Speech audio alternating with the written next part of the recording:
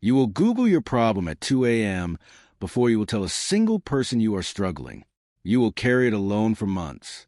You will break completely before you ask for help, and you think that is strength. Psychology says it is the opposite. You have done it 100 times. Stayed up late searching for answers online instead of picking up the phone. Told everyone you were fine when you were falling apart. Smiled through situations that were slowly destroying you. And every time someone asked if you were okay, you said yes, automatically, without even thinking, without even checking if it was true.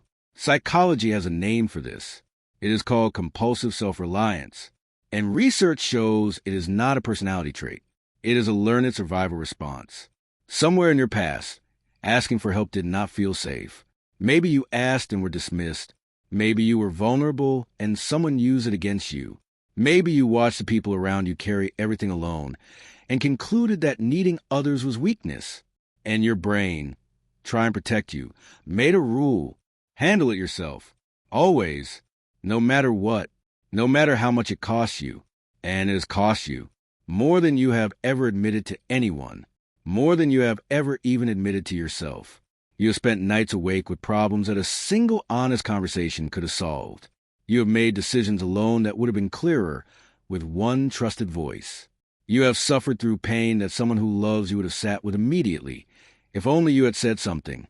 If only you had made the call. If only you had sent the message. But you did not. Because something inside you decided, before you even tried, that the answer would be no, that you would be too much, that your pain was not worth someone else's time. And that belief, that quiet, devastating belief, is the most expensive lie you have ever told yourself. The cruelest part of compulsive self-reliance is what it does to your relationships without you knowing. The people who love you can feel your walls. They can sense when something is wrong, and you are hiding it. And every time you say, I am fine, when you are not, you create a small distance, a small disconnection. Not because they stop caring, but because you keep refusing to let them in. And over time, people stop asking, not because they stopped loving you, but because you trained them to believe you did not need them. And that loneliness, the loneliness of being surrounded by people who love you but feeling completely alone, that is entirely self-created, and it is entirely undone by 3 words. People who cannot ask for help also carry a specific and suffocating fear. The fear of being a burden. You have convinced yourself that your needs are too much, that asking will inconvenience people, that the people in your life have enough problems of their own. But psychology asks you to pause and examine this belief with honesty. When your closest friend calls you struggling at midnight, do you feel burdened? Or do you feel trusted? Do you feel inconvenienced? Or do you feel needed? Do you wish they had not called? Or does it feel like the most real moment you have shared in months? The answer you just gave yourself is the answer to why your fear is wrong. Because you would show up, and so would they, if you let them. There's also the identity collapse that asking for help feels like. If you have spent years building your identity around being the strong one, the reliable one, the one who holds everything together for everyone else, then admitting you need something feels like more than vulnerability. It feels like the destruction of everything you have worked to become. It feels like proof that you were never as strong as you appeared. But psychology reframes this completely. The person who carries everything alone is not strong. They are isolated. Strength is not the absence of need. Strength is the courage to need openly in a world that taught you that need was shameful. Research is unambiguous about what chronic self-reliance costs. People who consistently refuse to ask for help have significantly higher rates of anxiety, clinical depression, and burnout. Their cortisol levels, the primary stress hormone, remain chronically elevated because the nervous system was never designed to carry everything alone. Human beings are wired for interdependence.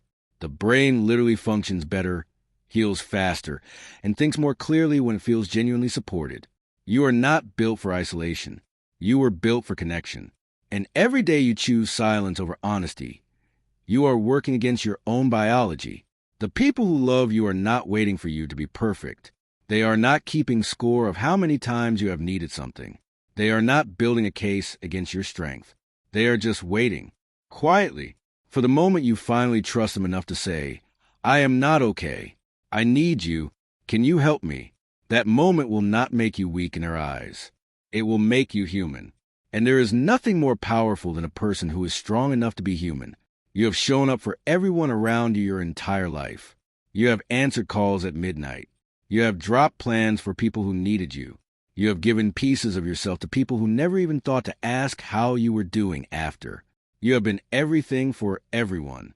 Now it is your turn, not to perform strength, not to manage everything alone, not to Google solutions at 2 a.m. in the dark while the people who love you sleep unaware that you are struggling 10 feet away.